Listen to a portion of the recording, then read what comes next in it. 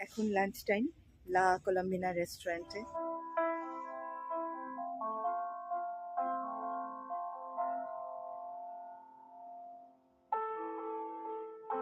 আজকে দুপুরের লাঞ্চটা লা কলম্বিনা রেস্টুরেন্টেই আমরা সারবো।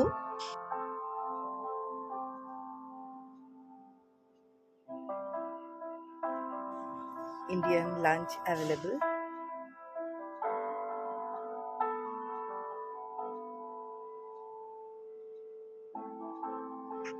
আমাদের কিছু অপশন দেওয়া হয়েছিল, তার মধ্যে আমরা চুজ করলাম চিকেন বিরিয়ানি, রায়তা আর স্যালাড।